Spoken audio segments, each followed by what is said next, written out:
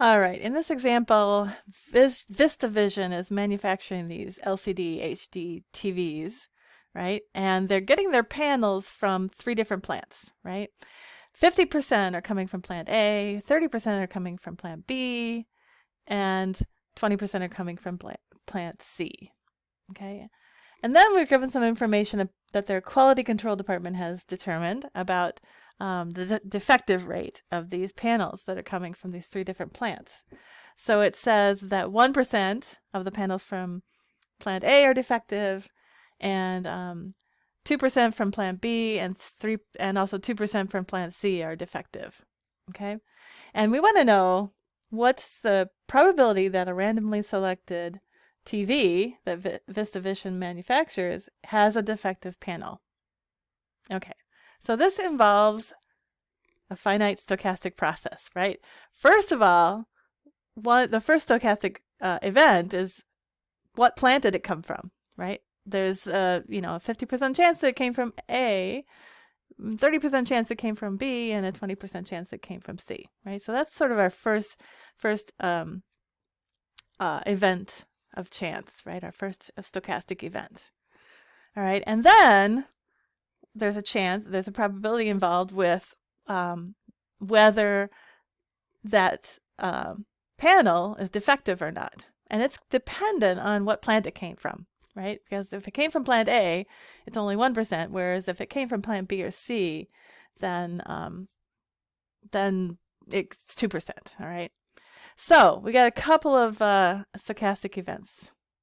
So let's draw a tree to represent this situation, this scenario here. So first of all, okay, so let's represent the chances that this panel came from A, B, or C. Okay, so we're told 50% of the panels come from A, 30% of the panels come from B, and 20% of the panels come from C. Okay, I'm just going to write those as decimals instead of percentages. Okay, and then the next stochastic event is just whether or not the panel is defective or not, right? So if it came from A, it's going to be either defective or it's not defective, right? I'm going to call it D and D complement. If it came from B, again, the same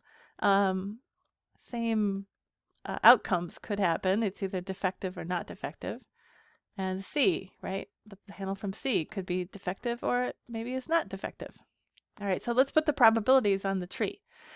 It says that the probability that plant A produces a defective panel is 1%. So I'm going to write it as 0.01. Okay, which means that basically we have a 99% chance that it's not going to be defective. So I could put that on there too. If the panel came from plant B, then its probability of being defective is 2%, right? Probability of not being defective would be 98%. And the same for plant C, right? 2% of theirs are defective, so that means that 98% are not defective. Now what we want to know is what is the probability that we get a defective panel, right? And it's dependent on, there's which plant it came from. But there's essentially three different ways, right? We could get a defective panel that came from A, we could get a defective panel that came from B, or we could get a defective panel that came from C. Okay, so what we need to do is calculate all of those probabilities and then add them together. All right, so we're going to calculate those probabilities just by using the product rule, right? So we're going to, in order to figure out the probability that the panel came from A and is defective, that's just going to be, we're just going to multiply the probabilities together. So it's the probability that it came from A times the probability that it is defective given that it came from A, right? That's our 0.01, okay? And when I multiply those together, I get 0.005, okay?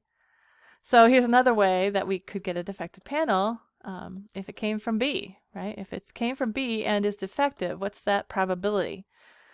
Well, there's a 30% chance it came from A, so the probability that it came from, or sorry, came from B. So, so the probability it came from B is 0.3, and the probability that it's defective given that it came from plant B is 0.2, or 0.02, sorry, 0.02. All right, so that gives us 0.006 if I multiply that out. And then, so the third way is that it came from C and is defective, right? So what's that probability? It's the probability that it came from C, right, times the probability that it's defective given that it came from C. All right, so 0.02. Okay, so if I multiply those together, I get 0.004. All right, so now the probability overall that we get a defective panel then is the sum of all of those different mutually exclusive events, right? It either came from A and is defective, or B and defective, or C and defective. Those are all mutually exclusive events, so I can just add them together to get the probability. So 0.005 plus 0.006 plus 0.004. If I add that all up, I get 0.015. Okay, so that's my final answer. So 0.015 is my probability, or I could write it as a 1.5% chance of getting a defective panel. All right, I'll meet you in the next video.